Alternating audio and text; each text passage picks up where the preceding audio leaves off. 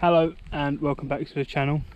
So I mentioned in a couple of videos a long time back that this coming September we are setting off on a massive tour, a 30-day tour, about 6,000 miles, the biggest tour we've done. And unfortunately we decided that because of this we needed to upgrade the bikes, so we have bought a new bike. Our Triumph Speedmaster Bob, he treated us very well, he did a fantastic job, but unfortunately for something like this we needed a bigger engine, more luggage space and a better pillion setup for Cat. So last week we drove up to a dealership. It was like taking a dog to the vet for the last time. It's quite an emotional day, and the result was I came out with this.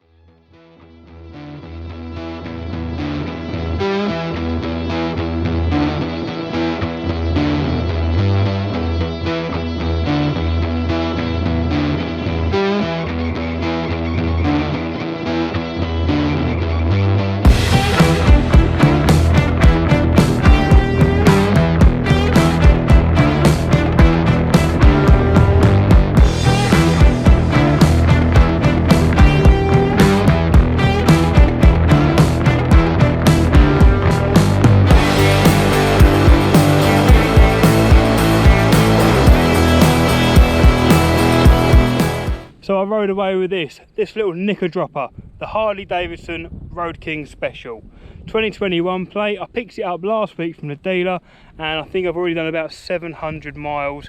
I did about 700 miles in the first 36 hours of owning it. So I thought what this video could be would be an introduction to the bike and also a quick review of what I found out so far with the Harley Davidson Road King. So why the Harley Davidson Road King Special? Well, I'm a sucker for a cruiser bike, and to be honest, the other brands just aren't really releasing them. I think the brands are making the frames too small.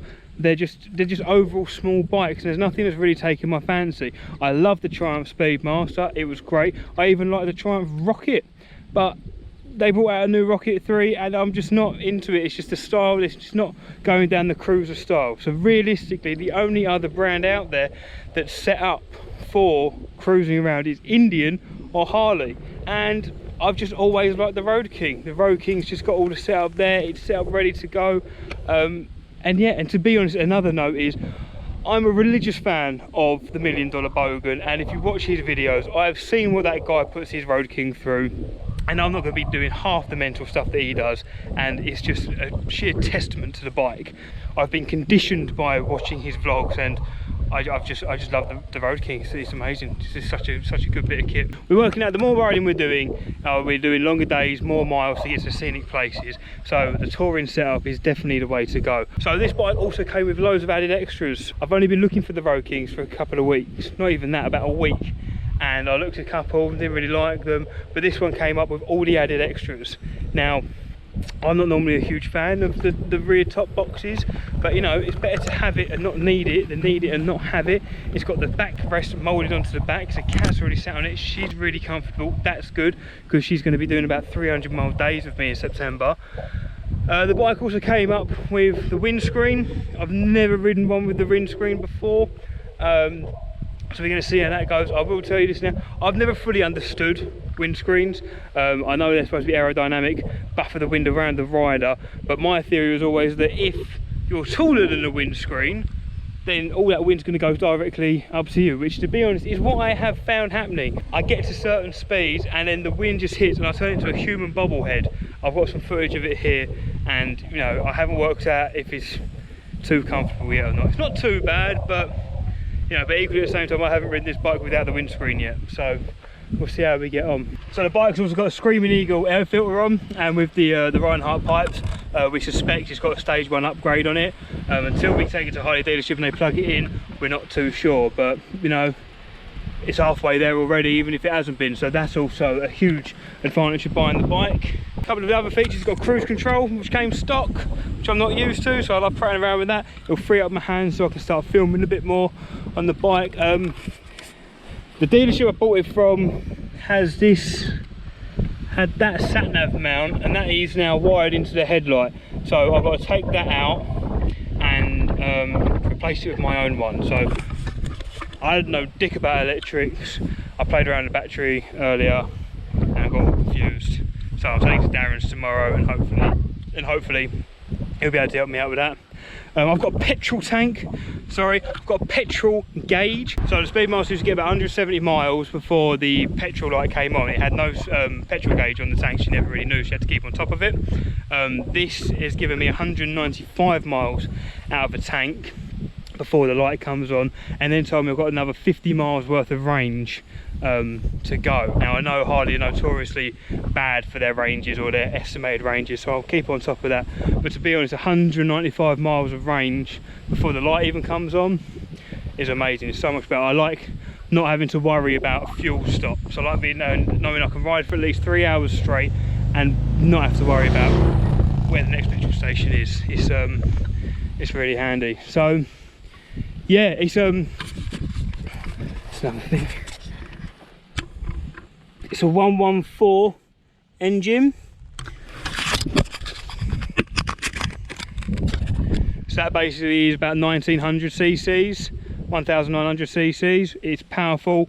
It just wants to go. I'm really excited about it. It's a Milwaukee 8 engine as well, and we've got the later model, so we haven't got to worry about any of the oil pump, I believe. Darren told me.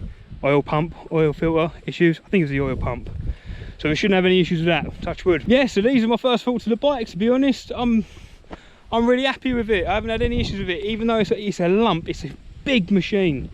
But even, I'm not very good on corners as it is, but even this, I can just feel it just wants to go, it can move around. I know the sound test never really comes out well in the GoPros, but just to give you an example, I'll start the bike up quickly so you can see. I've got the Reinhardt pipes, again they came with the bike, so I was hoping for a bit more of an obnoxious sound, but this will do for the moment because I don't really like loud pipes in Europe, so I could deal without having to faff around with being escorted to a dealership to put in baffles. So at the moment they'll stay. The handlebars are quite light. I would like some mini apes in future, but for the meantime this bike's more enough to get us to where we're going. So let me start with the bike, show you what it's like, and then yeah, we'll get a move on.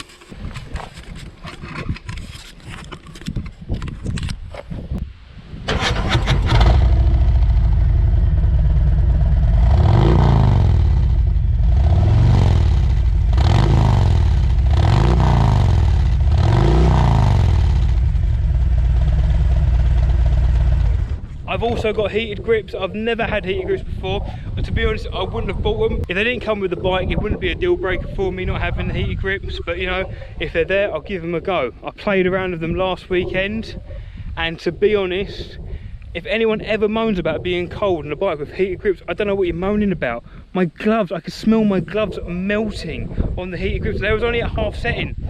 It's insane. We went to France a few years ago. 2 of us didn't have heated grips, Nathan did, and his hands were just as cold as ours with heated grips. And to me, I always thought they never worked. So I'm really looking forward to trying that out in the winter to see how they get on. And also we'll try them out where we're going in September. But so far overall, I've ridden this bike probably well over 700 miles now, and I'm absolutely loving the bike. I cannot wait to take it on tour. We're actually going to the Arctic Circle in September.